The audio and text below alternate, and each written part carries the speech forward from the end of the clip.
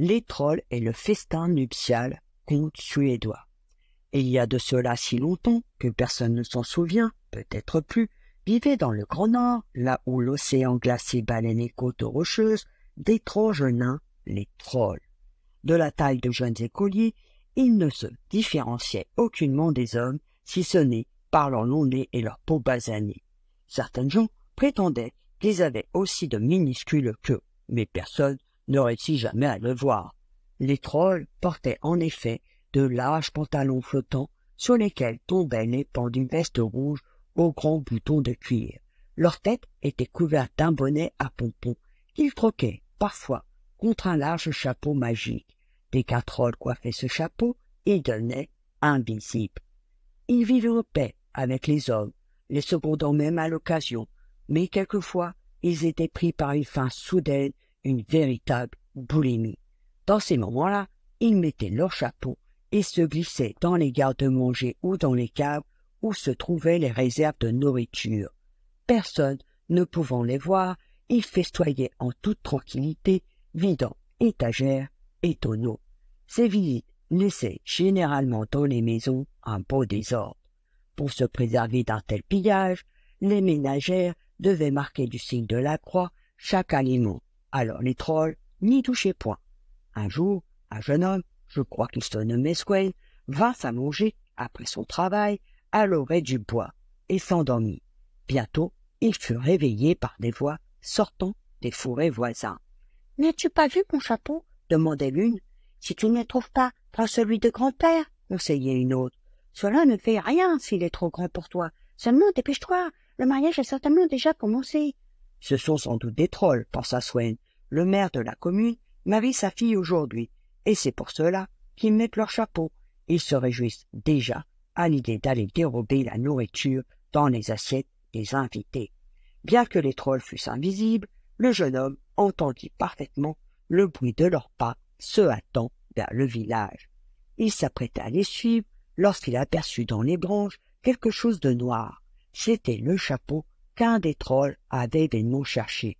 Le jeune homme le prit et se rendit, lui aussi, à la ferme du maire.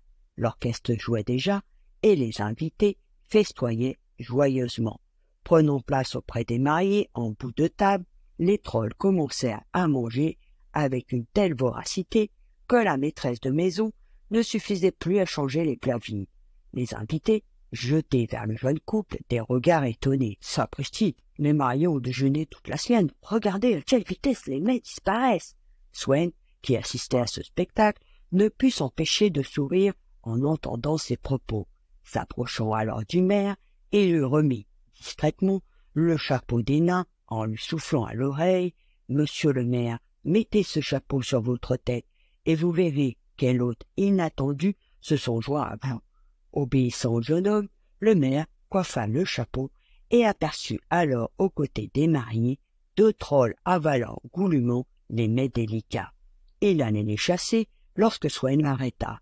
Il ne fallait pas fâcher les petits hommes, mieux valait user d'astuce, et il lui murmura quelques mots.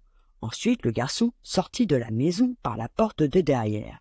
Un instant après, Swain entra précipitamment dans la pièce et annonça à l'étang. « Bonnes gens, voici le couple de personnes qui arrivent pour féliciter les mariés. » Le silence se fit aussitôt, et le maire dit d'une voix solennelle. « Cher enfant, cher ami, cette visite de notre Seigneur est pour nous un grand honneur. Recevons-le dignement. Ayez donc l'obligeance de vous lever et de vous découvrir. » Donnant lui-même l'exemple, il ôta son chapeau de troll. Les invités en firent autant. Quant aux nains, impressionnés eux aussi, ils bondirent sur leurs pieds et enlevèrent également leur large chapeau. C'était le piège. À peine se furent-ils découverts, en effet, que les invités les aperçurent et comprirent pourquoi les plats servis aux mariés étaient si vite engloutis.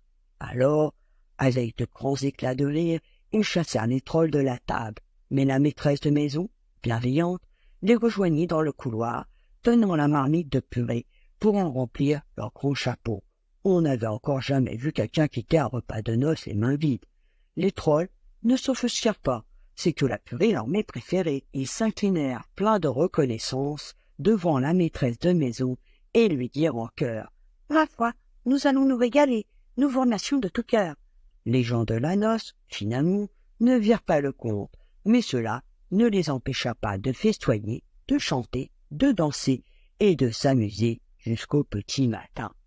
Merci de m'avoir écouté et on se retrouve bientôt pour de nouvelles aventures.